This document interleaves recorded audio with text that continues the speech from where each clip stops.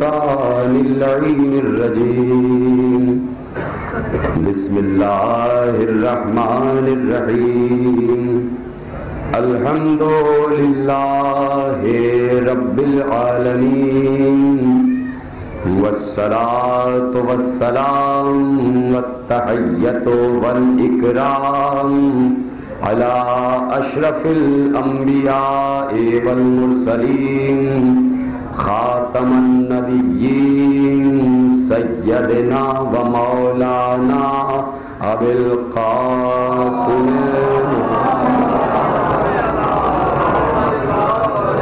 وأهل بيته الطيبين الطاهرين المعصومين المظلومين المنتخبين المنتجبين الذين أذهب الله عنهم الرجس وطهرهم تطهيرا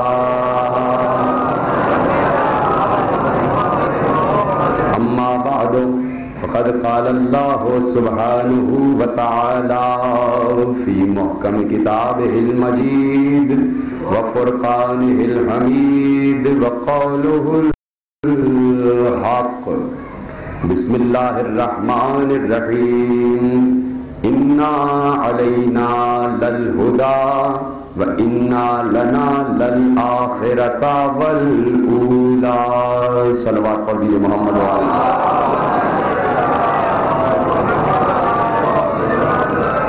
1430 ہجری کے عشرہ ماہ محرم الحرام کی آپ حضرات آج دربار شاہ شمس میں 5ویں تقریر سماعت فرما رہے ہیں اور ہم انشاءاللہ اپنے شہزادی کونین حضرت فاطمہ زہرا سلام اللہ علیہا کے اذن سے اور ان کے آخری بیٹے امام زمانہ صلوات اللہ وسلام علیہ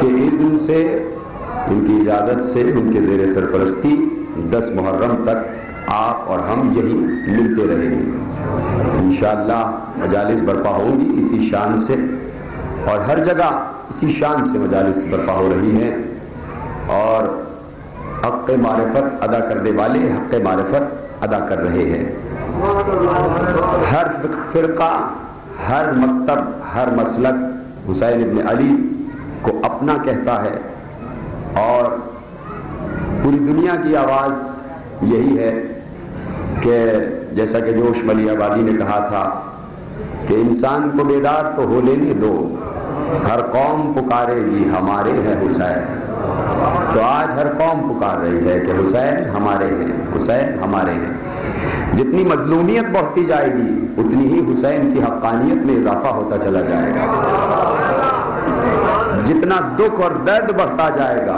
اتنا ہی حسین کی مقبولیت بڑھتی چلی جائے گی ہر دکھی دل کا سہارا حسین ہے مظلوموں کا اور بے کسوں کا پالن ہار حسین ہے تو جتنے دکھی بڑھاتے جاؤ گے اتنے ہی حسینی بھی بڑھتے چلے جائیں گے جتنے مظلوم بڑھاتے جاؤ گے اتنے ہی حسین ابن علی کے طرفدار بھی بڑھتے چلے جائیں گے کیونکہ سب حسین کی طرف دیکھتے ہیں اس لیے کہ مصیبتوں کو رد کرنے والا حسین ابن علی ہے مصیبتوں کو رد کرنے والی مادر حسین ہے اور ان کی زیر نگرانی یہ عزاداری اسی طرح آگے بڑھتی رہے گی اور ہر مسلک عزاداری میں شامل ہوتا رہے گا اپنا نذرانہ عقیدت پیش کرتا رہے گا کتنے خوش قسمت ہیں وہ لوگ جو دیگر مذہب اور فرقے سے تعلق رکھنے کے باوجود مجالس کے بانیوں کے ساتھ شانہ بشانہ چلتے ہیں اور کتنے بدبخت ہیں وہ لوگ جو اپنے آپ کو حسینی بھی کہتے ہیں اور حسینیت کے خلاف کام کر رہے ہیں خوش بختی اور بدبختی کا معیار دیکھیے شہزادی کو دعوت دینے آئے کچھ یہودی کہ ان کے بیٹی کی شادی تھی پیغمبر کے گھر پہ تشریف لائے اور دق الباب کیا غلام نے بتایا یا رسول اللہ یہودیوں کے سردار کی بیٹی کی شادی ہے وہ آیا ہے پیغمبر کی خدمت میں آیا اور کہا کہ میں چاہتا ہوں کہ آپ کی بیٹی میرے گھر شادی میں تشریف لائیں تو میری عزت بڑھ جائے گی. یہودی کہہ رہا ہے، یہودی سردار، اسلام کا ازلی دشمن، وہ بھی اس بات کو باعث فخر جانتا ہے کہ پیغمبر کی بیٹی کے قدم مبارک ہمارے یہاں آ جائیں، میری عزت بڑھ جائے گی. رسول اللہ نے کہا کہ علی فاطمہ زہرا کے مختار ہیں، علی شوہر ہیں، علی سے جا کے اجازت دو. وہ دروازہ علی پر آیا، کہا میں چاہتا ہوں کہ آپ کی زوجہ مقدسہ میرے گھر شادی میں تشریف لے آئے. کہا اس امر کی مالک خود جناب سیدہ، اس امر کی مالکہ خود جناب سیدہ. جا کے بیوی کے دروازے پہ آواز دو، اگر وہ راضی ہو جائیں گی تو جائیں گی. دستک دی، پوچھا کون؟ کنیزوں نے پوچھا کون؟ پتہ چلا یہودیوں کے سردار اور اپنی بیٹی کی شادی میں شرکت کا دعوت نامہ لایا. شہزادی نے وہی جملہ کہا جو ایک اسلامی اور فقہی خاتون کو کہنا چاہیے. کہا میں چاہتا ہوں کہ آپ میرے گھر شادی میں تشریف. بیوی نے کہا میں اپنے شوہر سے اجازت لے لوں تو گھر سے باہر نکلوں.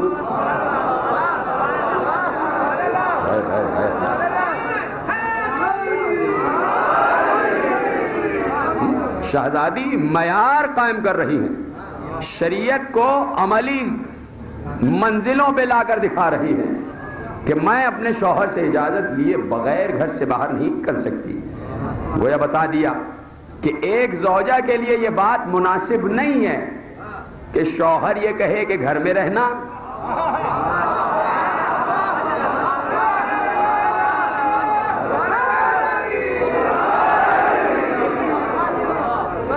اور وہ باہر آ جائے تو بیوی کہہ رہی ہیں پہلے علی مرتضیٰ سے اجازت لے لوں، ابو الحسن سے اجازت لے لوں.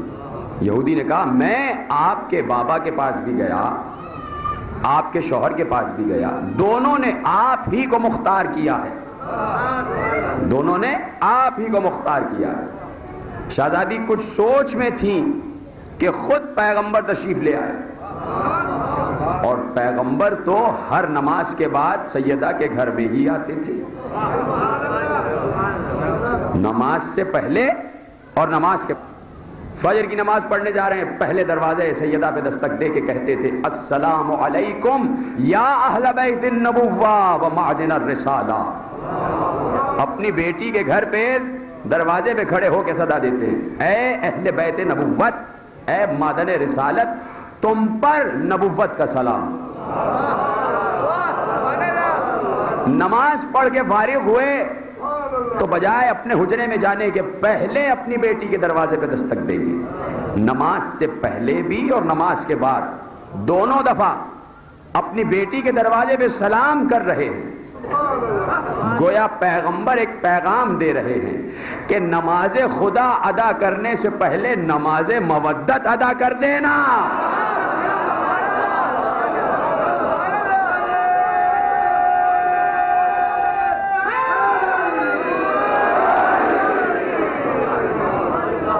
نماز الہی ادا کرنے سے پہلے نماز مودت ادا کر دینا. جب نماز مودت ادا کر دو گے تو خود بخود نماز الہی قبولیت کی منزلوں پر پہنچ جائے گی. پھر نماز کے بعد دعا کرنے کی ضرورت نہیں ہے پروردگار میری عبادت کو قبول کر لے. نمازوں کو، اپنی نمازوں کو ان کی ضمانت میں دے دو، اپنی عبادتوں کو ان کی ضمانت میں دے دو. یہ اللہ سے قرب کی منزل پر ہیں، تم اپنی نمازیں ان کے حوالے کرو، یہ تمہاری نمازیں اللہ کے حوالے کر دیں گے.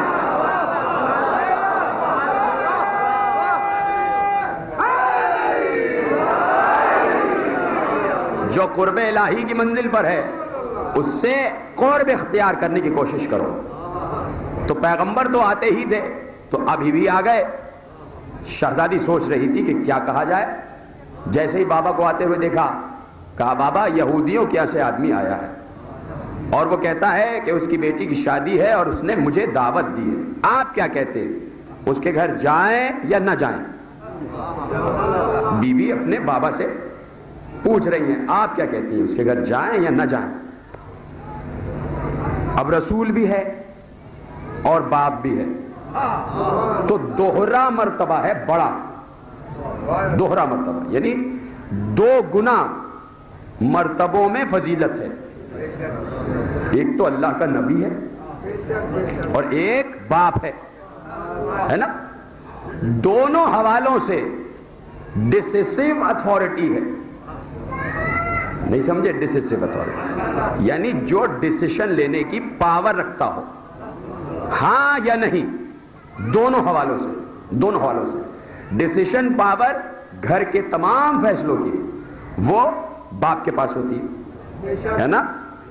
ایگریڈ ہے، آپ سب اس بات پہ متفق ہیں کہ گھر کے معاملات کے جو فیصلے ہوتے ہیں اس کی ڈیسیشن کی پاور، فیصلے کی قوت باپ کے پاس ہوتی ہے۔ تو گھر کے معاملات کے فیصلے کی قوت باپ کے پاس، تو پیغمبر باپ بھی ہیں سیدہ کے، اور دوسری طرف نبی بھی ہیں، نبی تو ہیں لیکن نبوت میں بھی درجہ باپ کا ہے، اس لیے کہ پیغمبر کہہ چکے میں اور علی اس امت کے باپ ہیں۔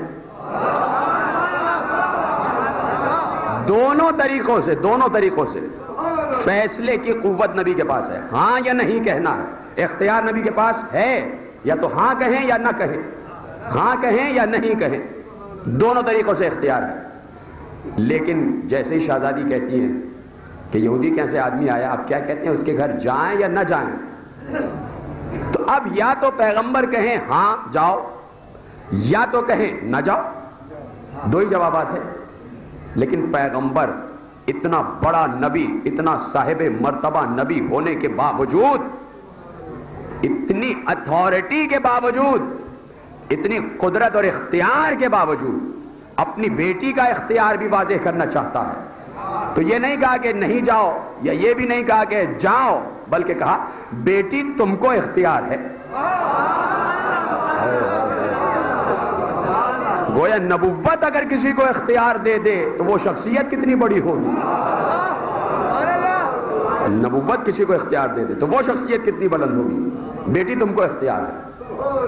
اب شہزادی کہتی ہے بابا میں سوچتی ہوں کہ ان کی جو عورتیں ہیں وہ بہت عمدہ اور نفیس لباس اور زیورات سے مزین ہوں گی، اور آپ کو پتہ ہے میرے پاس وہی پھٹے پرانے کپڑے ہیں جن کپڑوں میں جا بجا خرمے کے پتوں کے پیوند لگے ہوئے ہیں۔ بیوی بتا رہی ہیں، اب بیوی بتا رہی ہیں، تقابل کر رہی ہیں۔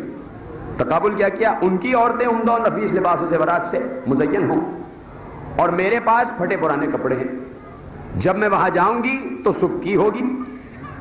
تو رسول اللہ کہتے ہیں بیٹی اسی حالت میں جاؤ جو مرضی معبود